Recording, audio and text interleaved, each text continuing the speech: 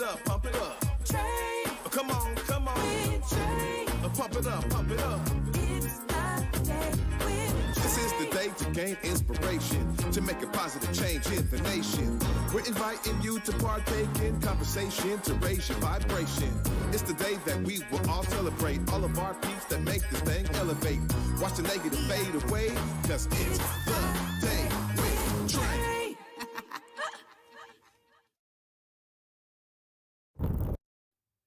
Hey everybody, welcome to The Day with Trae. I'm your host, Deontay Damper. Trae's off for the week and I've been stepping in. But before we begin with Friday's amazing episode, I need you to like, share, and subscribe to Converge Media. You can learn more about our blog posts, events, The Day with Trae, Back to Basa, and more. Go to whereweconverge.com and come see why Black media matters. Okay? Now, this month is Mental Health Awareness Month. And I thought it was only fitting on this Feel Good Friday that we bring in some great community folks who are also a part of that community compass of eliminating barriers to Black healing. I have the amazing Chevonna Gaylor from PDA to talk to us about ways to navigate through wellness and a lot of the work that she is doing with purpose, dignity, action. I also have the amazing brother from YOUniversal, Mike, who's going to talk more about his studio and his journey through music and through working out and wellness. Working out, wellness, and music. All of that here. It's about us today. Now, our first guest, I'm sorry I'm laughing, is because I'm so happy to have my girl here. I'm filled with so much joy. Chevonna Gaylor, how are you? I am fantastic and so happy to be here too. You know, anytime I get to be in space with you and to uplift or contribute to Converge Media in any way, I am ecstatic. Yes, and I'm so happy to have you. Now, can we talk about this new position that you have? Yes, so I was originally with PDA, the clinical director of their co-lead program, but I've relatively recently transitioned to the director of Education and Resiliency. That allows me the capacity to offer wellness support and services not only to the co-lead program, which we could talk a little bit more about later, but to the PDA organization as a whole and all of the staff. Yeah, and I feel like that is so important and essential for a lot of the work that PDA does. And could you explain a little bit for a second about what PDA does? Absolutely. Well, PDA is an organization that is really founded in advocacy and really eradicating some of the barriers and systemic disenfranchisement of marginalized communities. So what that looks like relatively recently and in the most recent work is supporting individuals who've been facing homelessness, who have high acuity mental health needs and significant substance use challenges, and who are legally involved, justice involved, and supporting identifying the barriers to their stability and helping eliminate those barriers and supporting them on their journey in many, many, many facets. And I love that because it's not just only helping the participants with the work that you do, but it's also the wellness of the staff. There's so many people that kind of get pushed out that are working in the positions and almost getting pushed out because they're going through the burnout. So I feel like your position is like a check-in to make sure that we're treating each other well as we're treating ourselves well. It is interesting because originally the thought for my position was to come in and offer support with care coordination for our participants, for individuals who have been facing homelessness, who may have been unhoused for an extended period of time, who have been struggling with challenges, and kind of provide that linkage between them and mental health services. However, what we found is the most significant impact I could make was supporting the overall well-being of our staff. Our staff, there's just tends to be in this industry period a high turnover, and a lot of our staff have lived or living experience. So they're in this field. Most people enter this field because either they have personal experience, they love someone with personal experience, or they're extremely passionate about that, which makes them amazing support persons, but also can take a toll on their mind, body, and spirit. Yeah. And so what are some of the advice and tips that you can go through people to give to community people who are working in this field?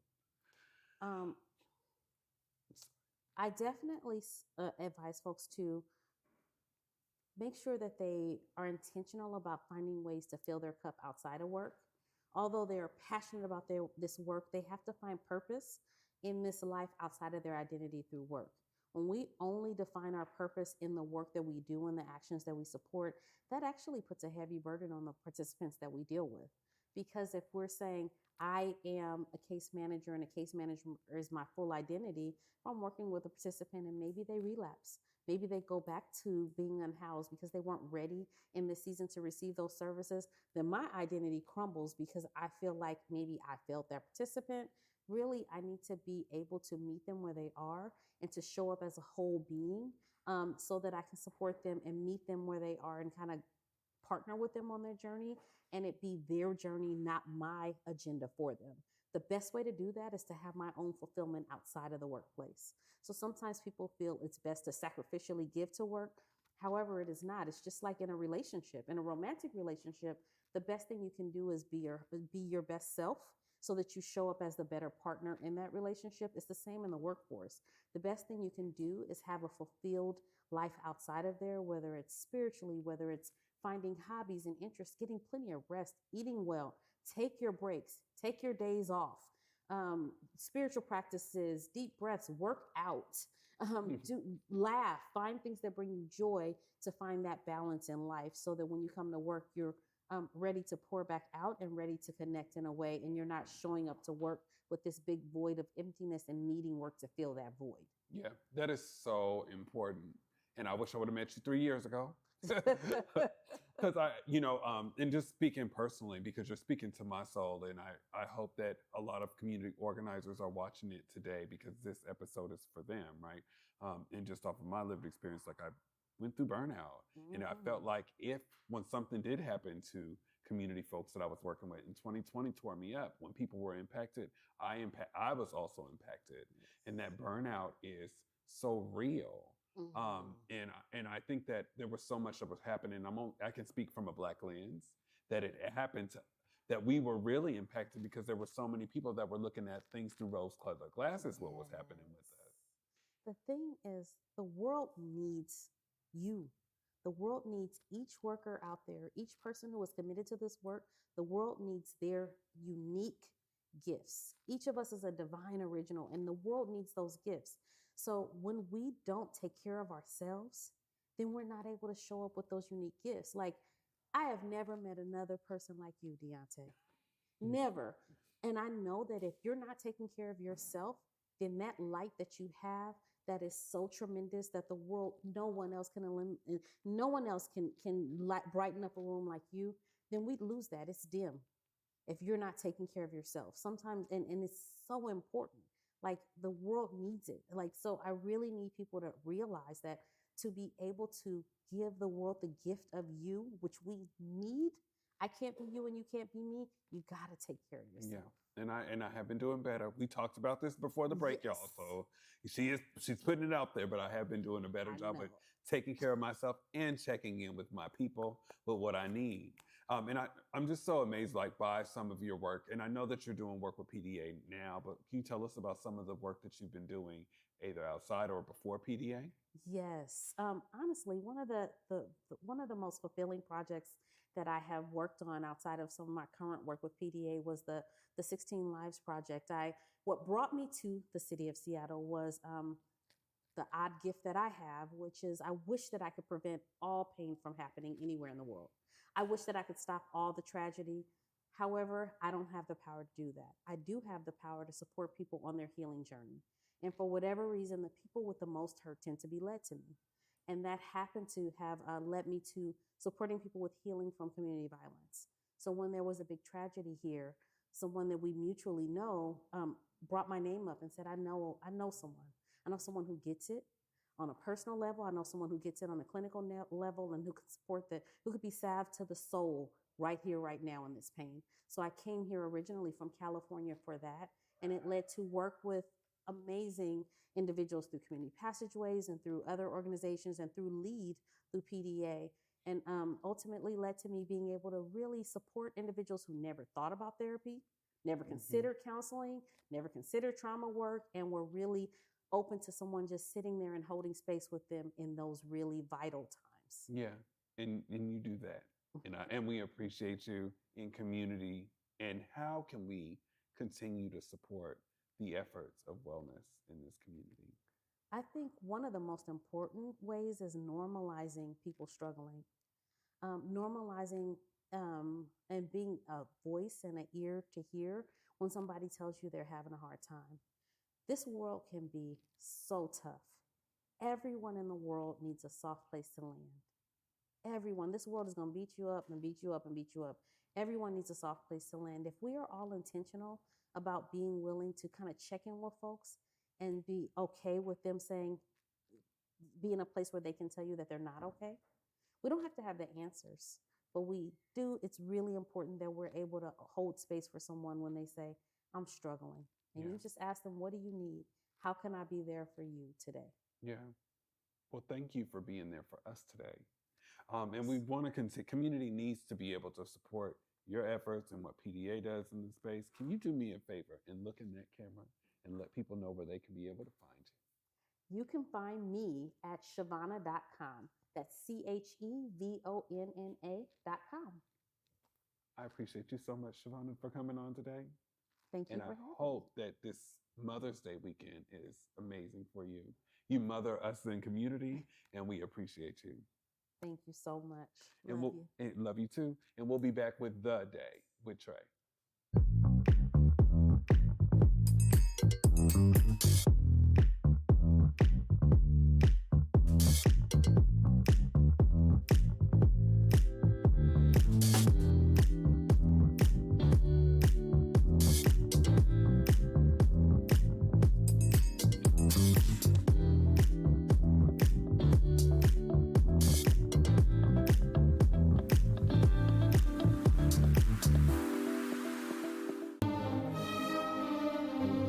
Ballet's greatest comedy, Coppelia, returns to Pacific Northwest Ballet. Perfect for all ages, Coppelia delights with dazzling dancing and magnificent music played by the PNB Orchestra.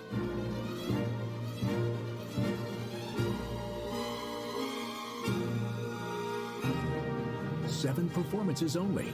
Visit pnb.org for tickets.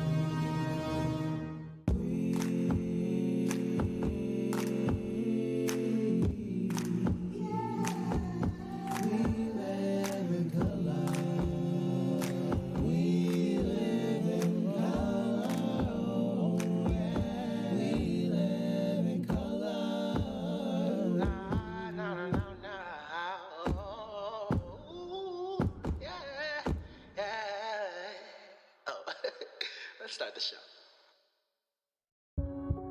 1 in every 500 African Americans in the U.S. suffers from sickle cell disease. 1 in 3 African American blood donors is a match for patients with sickle cell. 1 appointment to donate blood with the American Red Cross can help save a life. Will you be that one?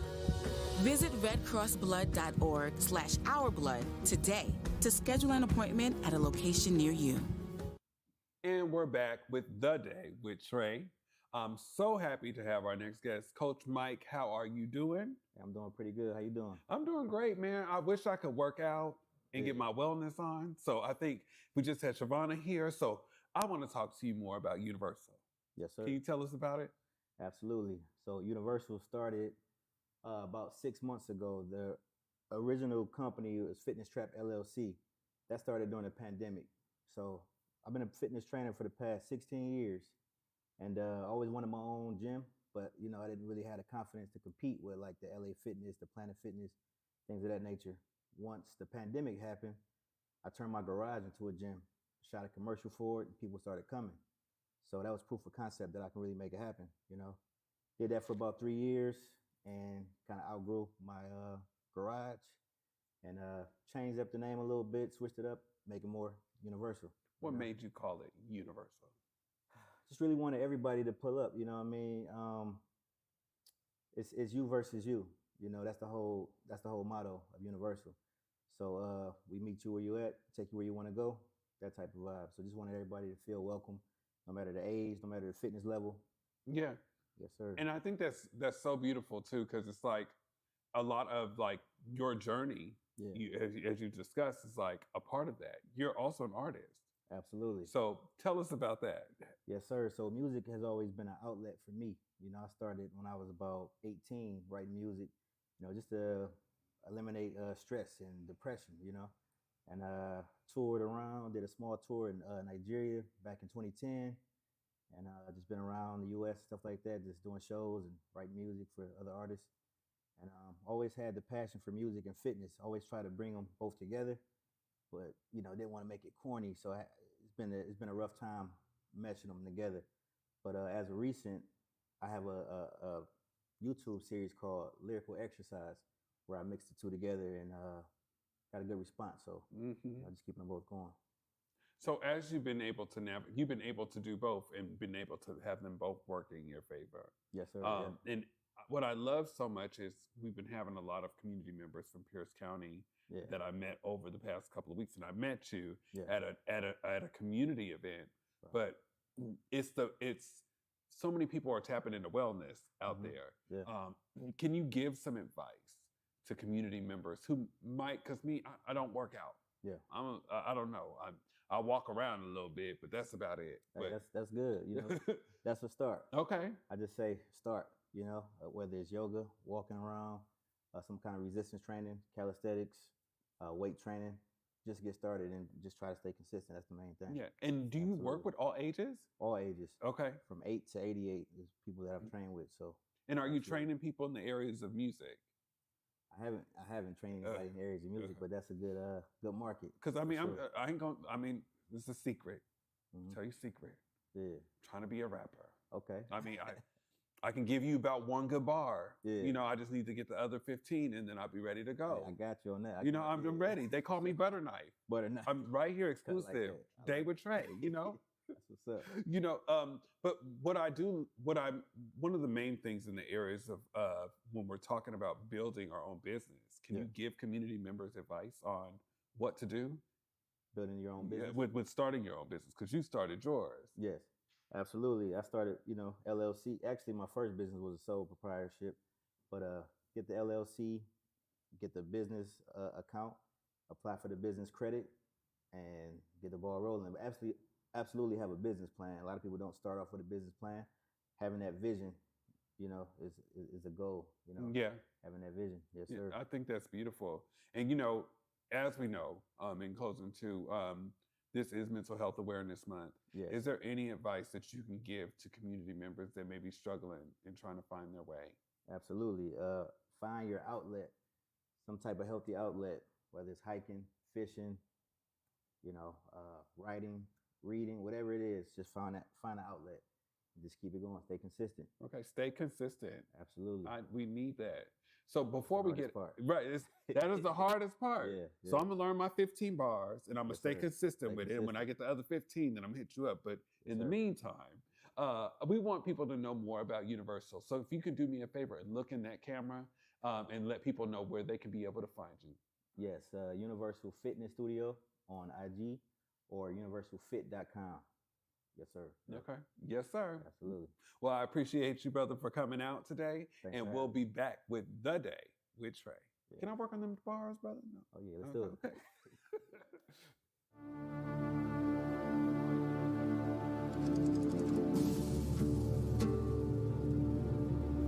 The importance to share the history of the Buffalo Soldiers of Seattle and Buffalo Soldiers of everywhere, including cowboys and cowgirls of color everywhere, is really important because most likely they're forgotten.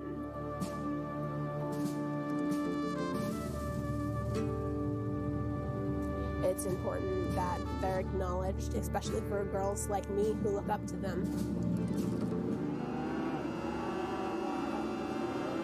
At a rodeo, it's got an impact on people when they see somebody doing something like that, especially a person of color, you know what I mean? It's got a big impact on people, I think. Representing the Evergreen State, I am your Miss Teen Rodeo Washington, Jessa Thomas. Welcome to the Windswept Farm.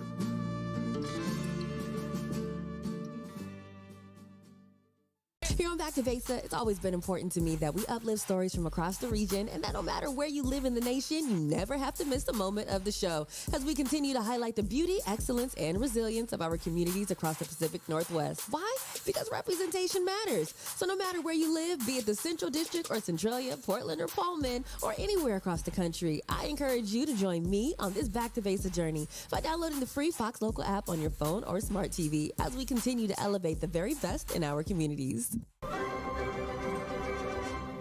Looking for laughs?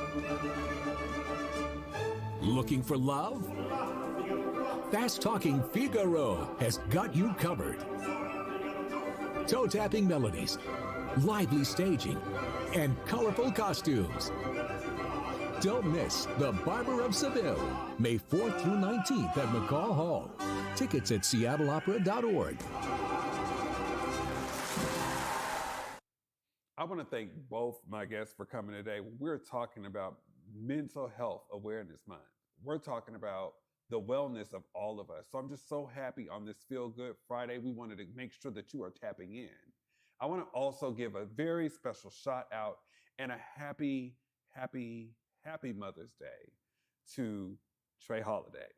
Since this is your show, and community members that may know you, see you in all of these spaces, hosting gigs and creating community conversations. But sister, you're a queen of Converge for a reason. You're a queen of community for a reason. And today, during this moment, we salute you. So happy Mother's Day to you, sister. And community, please have a blessed weekend.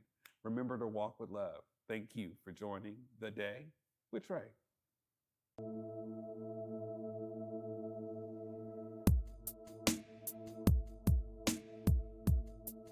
Converge Media produces culturally relevant content for Black and urban audiences. Our coverage is raw, transparent, and objective, praised by community leaders, government officials, and residents. Support Converge Media today via Venmo, Cash App, or PayPal at Converge Media.